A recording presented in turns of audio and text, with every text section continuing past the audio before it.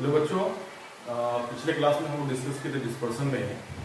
आपको तो पता ही होगा डिस्पर्सन में हम लोग जो स्टार्ट किए थे डिस्पर्सन होता क्या है, ठीक है। एंड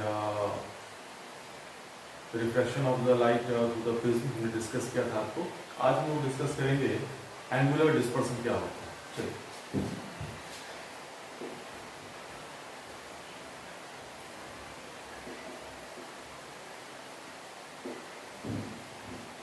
एंगुलर डिस्पर्सन देखिए क्या होता है।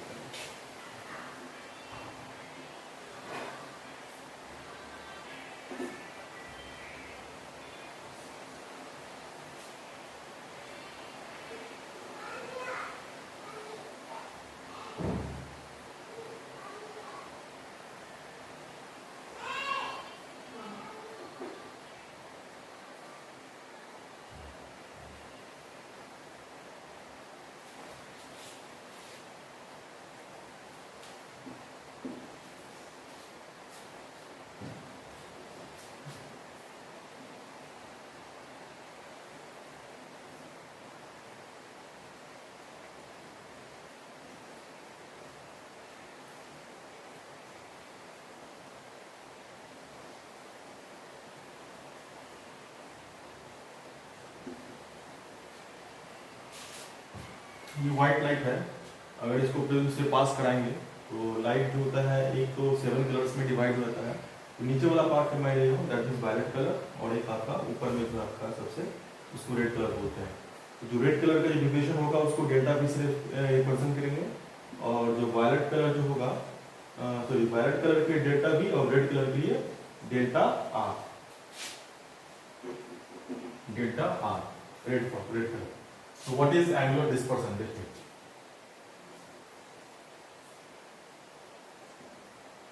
the difference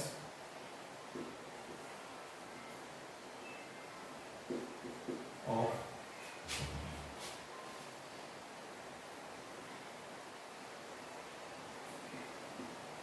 angle of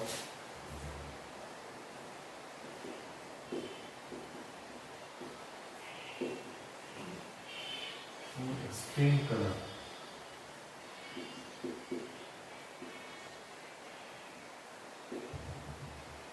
extreme नहीं हो गया, वायलेट और रेड जो होता है वो एक्सट्रीम कलर्स को बोलते हैं। तो the difference of the angle of deviation of the two extreme colour is known as angular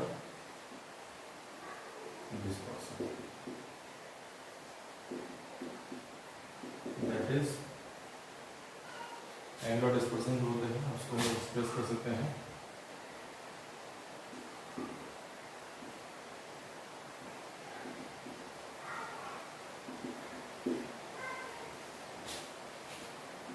delta B minus delta, ठीक है। हम लोग जानते हैं कि since delta is equal to होता है mu minus 1 into angle of prism. अगर हम डेल्टा बी लेते हैं तो mu B minus 1 into angle of prism, और डेल्टा अगर आर लेते हैं तो mu R minus 1 into angle of prism. यहाँ पर पुट करेंगे डेल्टा बी कितना आता है mu B minus 1 into angle of prism, mu B minus 1 into angle of prism minus mu R minus 1 mu R minus 1 into angle of prism. अब इस दोनों को सेपरेट कर देंगे तो रिजल्ट कैसा आ जाएगा, mu B minus 1 minus mu R plus 1 into angle of prism. ये कैंसिल हो गया, mu B minus mu R into angle of prism. So ये फॉर्मूला हो गया है, इस पर नेगेटिव क्वेश्चंस भी आ सकता है आपको। एंगुलर डिस्पर्सन बराबर होता है mu B minus mu R into angle of prism. चलिए इसको ऊपर देख लीजिए स्क्रीन पे, एंगुलर डिस्पर्सन होता क्या है। एंगुलर डिस्पर्सन बेसिकली होता है डिफरेंस होता है, किसका डिफरेंस, तो angle of deviation of the two extreme colours है is known as angular dispersion. That is equal to mu B minus mu R into angle of prism.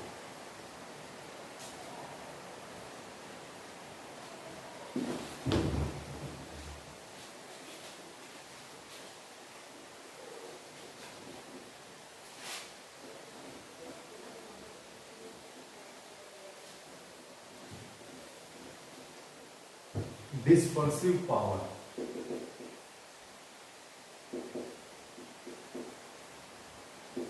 जिसको हम लोग ओमेगा से रिप्रेजेंट करते हैं। तो डिस्पर्सिव पावर को सिंपल समझ, डिस्पर्सिव पावर होता है क्या? It is defined as the ratio of the angular dispersion. Angular dispersion मतलब हो गया आपको म्यू वी माइनस ये delta V, sorry delta V minus delta R by delta. Dispersive power omega, it is defined as ratio of the angular dispersion to the mean deviation. अब ये mean deviation क्या है? ये जो एक yellow light होता है, येलो कलर, तो उसका जो डिविएशन होता है उसको हम लोग मीन डिविएशन बोलते हैं। येलो के लिए, येलो के लिए आपका हो गया, ठीक है। तो mu delta B minus delta by delta, इसको आप ऐसे लिख सकते हो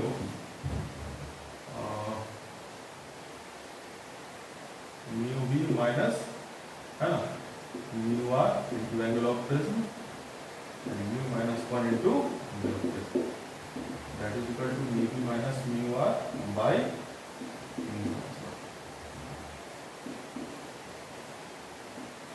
ये हो गया हमारा डिस्पर्सिव पावर। तो डिस्पर्सिव पावर क्या होता है? इट इज एक्चुअली रेशियो होता है angular dispersion to the mean deviation. चलिए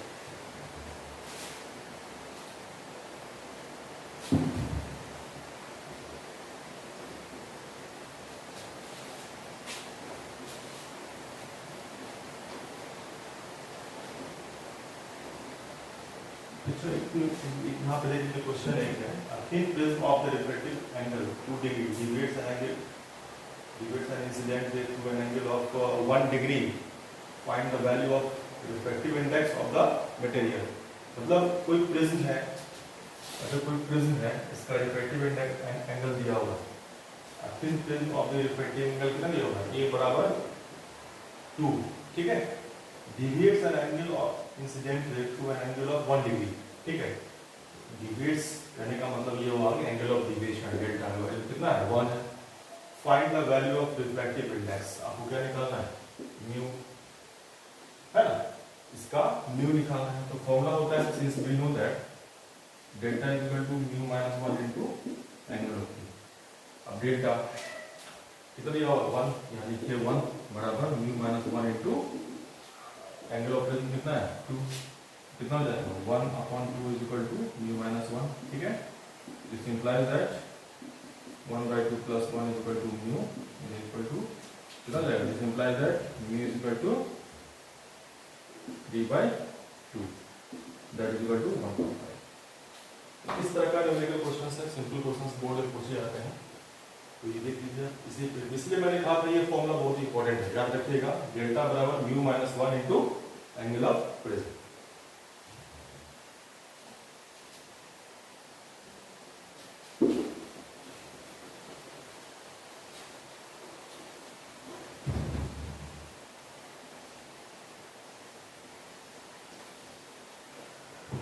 देखिए डिस्पर्सन का कुछ एप्लीकेशन होता है, जैसे अभी तो रेनी सीजन चल रहा है, तो इसमें किया जाती है रेनबो।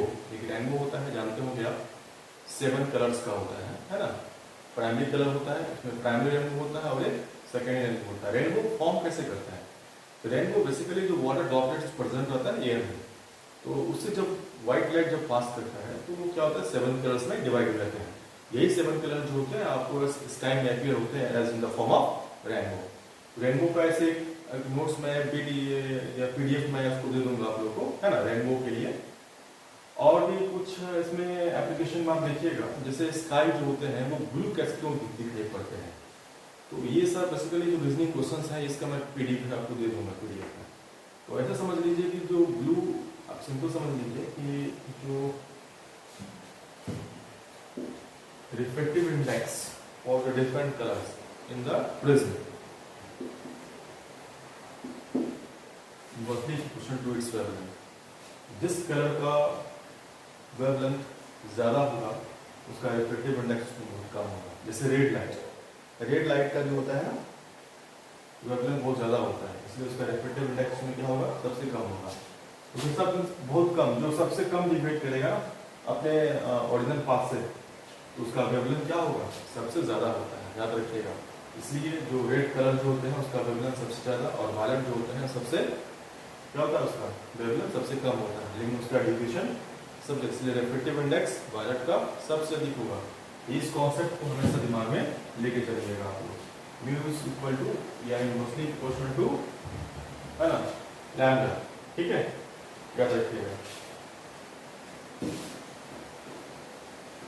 तो स्काई जो होते हैं वो ब्लू सैफियर क्यों होते हैं, क्लियर स्काई, रीजन क्या होता है ना कि जब व्हाइट लाइट जब वो अर्थ पे जब पहुंचता है तो एटमॉस्फेयर में बहुत सारे डस्ट पार्टिकल्स हैं या प्रेजेंट जो भी एटमॉस्फेरिक पार्टिकल्स प्रेजेंट रहते हैं, वो क्या करता है कि जो व्हाइट लाइट है उसको डिस्पर्स करता है 7 कलर्स में, है ना, जिसको वीडियो कहते हैं हम लोग।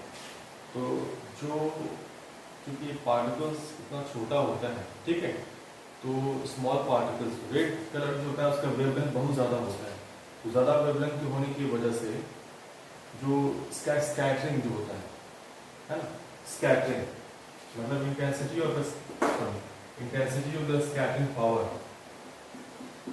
ये होता है, एक रिलेशन होता है कि डिपेंड करता है उसके कलर्स के वेवलेंथ पे, lambda two the power 4 inversely को, इसका लैम्डा ज़्यादा होगा, उसका intensity of the scattered value बहुत कम होगा, क्योंकि रेड कलर जो होता है उसका वेवलेंथ बहुत ज़्यादा होता है, इसलिए उसका इंटेंसिटी ऑफ द स्कैटरिंग कम होगा।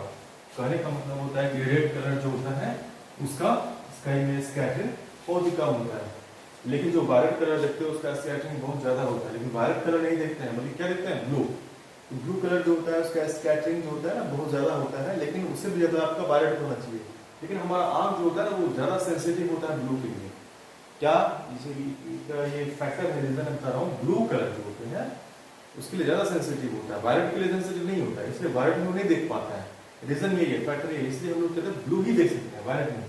इसलिए ब्लू कलर जो होते हैं ना वो हमारे लिए सेंसिटिव ज़्यादा होता है, इसलिए हम लोग कैसा दिखता है, sky appears as blue, reason यही है, ठीक है।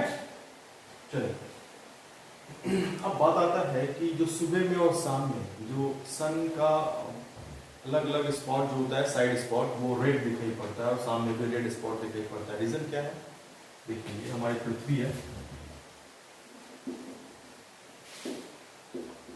डिस्टेंस कौन सा ज्यादा है, नून time, morning time, evening time, morning time evening time जो डिस्टेंस है वो बहुत ज्यादा होता है, और नून टाइम जो है डिस्टेंस बहुत कम होता है।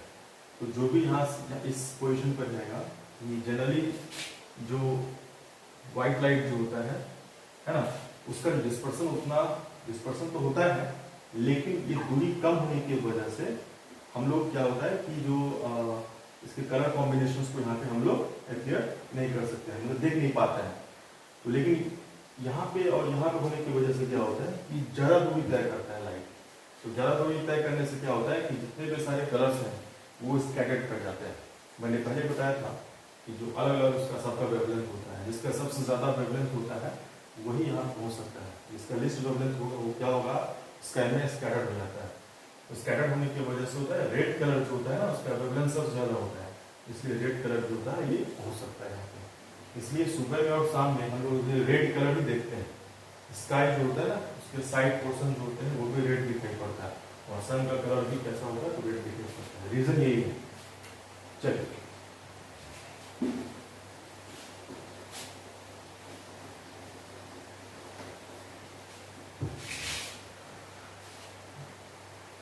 ये था हमारा डिस्पर्सन टॉपिक, और न्यूमेरिकल क्वेश्चन इस तरह से बहुत सारे क्वेश्चन आएंगे, ऐसे मैं पीडीएफ उसका डाउनलोड कर दूंगा आप लोग को, ठीक है। तो डिस्पर्सन में बस इतना ही पढ़ना है आप लोग को 12th में, और जो रेस्ट हम लोग आगे का जो टॉपिक स्टार्ट करेंगे वो आपका आता है ऑप्टिकल इंस्ट्रूमेंट्स में, जो नेक्स्ट क्लास में हम लोग देखेंगे इसको, ओके।